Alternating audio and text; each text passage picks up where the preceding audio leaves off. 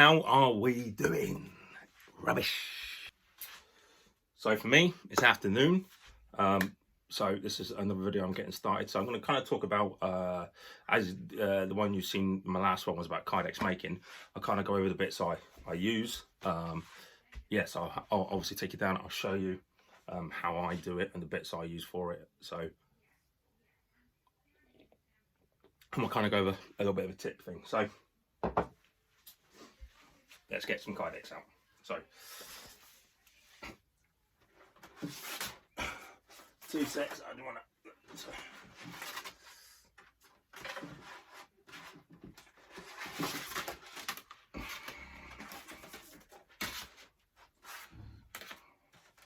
these are cut, so I'm just going to go over some bits I got. So Kydex comes in many colours. I mean, where is it? Is it up there? 2 secs.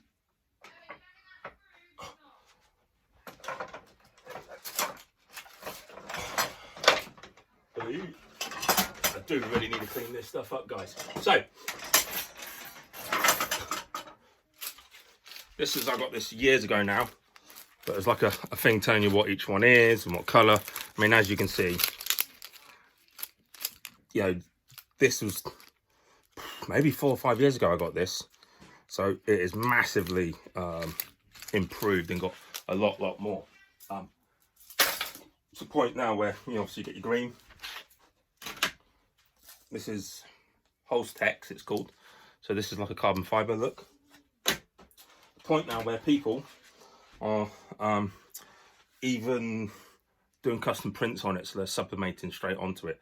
So I use a company called Kydex Infusions on Instagram. So like Tiger Stripe, you know, Tropic, Llamas, and like, you know, one for the lads, all the military lads, like, you know, I've got that.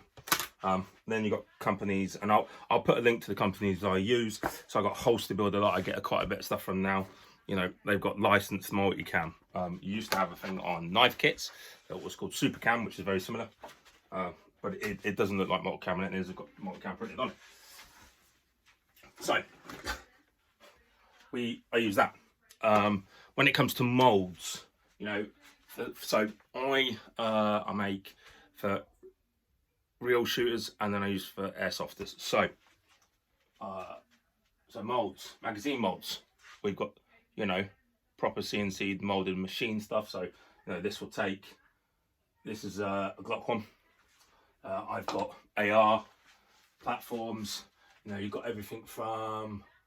Let's get this one out. Recent one. You know, VP9. So this is how the molds come. You know, they're cut. You have to drill the holes in, which is what I've done. And then, you know, I vacuum press. This is a vacuum press version. You can do it other ways. It's not the way I do it.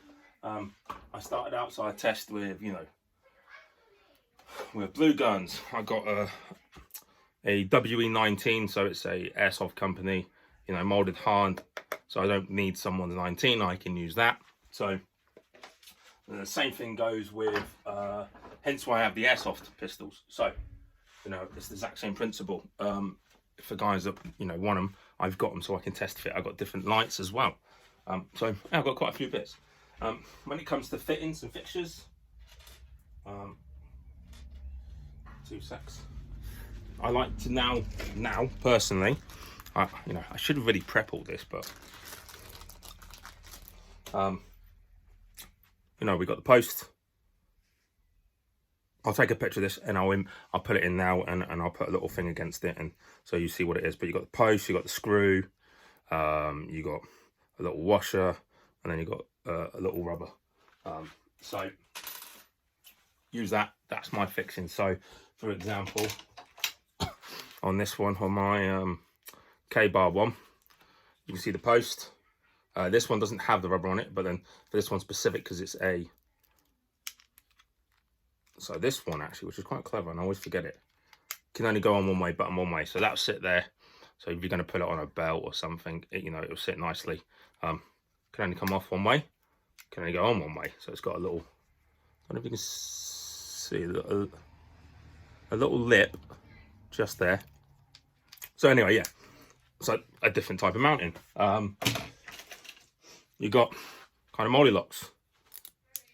So they'll go for the, you know, replacing the malice clip really. But some people still use it, but this is just a little bit more harder, you know, rigid. So it's, you know, it's a 3/0. You can get bigger, you can get ones with gaps in it, so you could potentially use it as a molly and a belt loop, which is great. Kydex thicknesses, they come from 0.6 of an inch to what's the most I've had? Most I've had 1.125. So that doesn't sound too thick, but it's thick enough. I don't think I have any to show. Excuse me. So we'll take a move on. Little shop tour of my setup, and I'll take you through what my little workshop looks like in a second. So that'll be put into. I hope you can see that, guys. So there's the washer. I'll rephrase that. That's a rubber. The washer, the screw, and the post. So let's just zoom out so you can see. So yeah, so that's those bits. That's what I use to attach everything to. So we'll start from this side.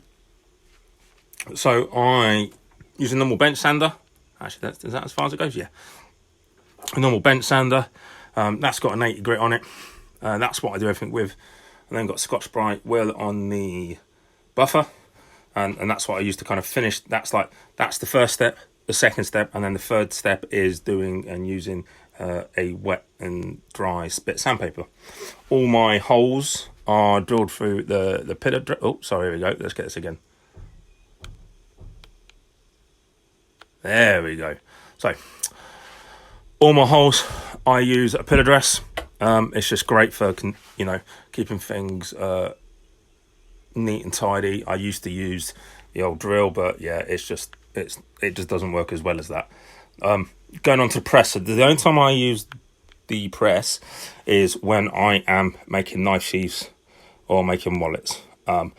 This is, I think, like 15mm foam I got from knife kits in this. I made my own. I used to use a bit of wood and a bit of HD foam, so high density neoprene foam. I mean, this still works a treat. So, you know, you can make your own. It's mega easy. Maybe I can go over that one day, but at the moment, that's what I use. Then we're going to come on to my vacuum press. Again, something I made myself. So I've got a pump underneath there, right down at the bottom. So there we go, right down in there. But now, this is how I do everything pretty much. So everything to do with all the holsters and some magazines and weapons, all of that is all done on here. There's the suction, you know, I layer it up and then we do it. So that's that. I heat all of it now on a t-shirt press. So that everything's done on that. When I first started out, I did it on the Duty heat gun. Took forever. Then I got a toaster oven, but this actually, like time-wise, has saved my life. So then we're moving on to the bandsaws where I cut everything. Yeah, so that is all, everything's cut on there. And then when we go to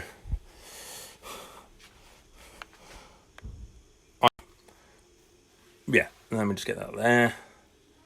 Yeah, so not a lot of tools, mega simple stuff. Some of it you can buy on eBay easy, and some of it you can make it yourself mega easy. So yeah, I'm going to shoot back over to the so you've seen the shop tour. What's going on? Well, after talking to some friends and kind of guys that are already established on YouTube, I've got something lined up with a ex-USMC lad. We're going to be doing something together very soon. I'm kind of still learning all the algorithms, so, you know, like when to post and all that sort of malarkey, which, you know, getting my head around, learning editor properly, learning how to do all this properly, make sure I've got real good content, make sure that, you know, the sound's coming through, because I don't, you know, I want it to work, so therefore I've got to put the effort in. Yeah, I mean, you've seen it. This is just a quick, short kind of, you know, what I'm using and why I'm using it. So you can, what you're seeing, you would have seen in the like the flyby I did, you know what I mean. that I'll explain each one and what you could potentially use. So thank you very much for tuning in, guys. Please like and subscribe, hit that bell, comment below. I will try and interact with absolute everybody. If I think it's a genuine person and it's not just some douchebag, I'm going to be honest. That's what you'll get from my YouTube is honesty. Guys, cheers for tuning in. Hope to see you guys soon again. Don't forget to like, subscribe and share. And follow me on Instagram and Facebook at Backcountry Workshop. Stay safe.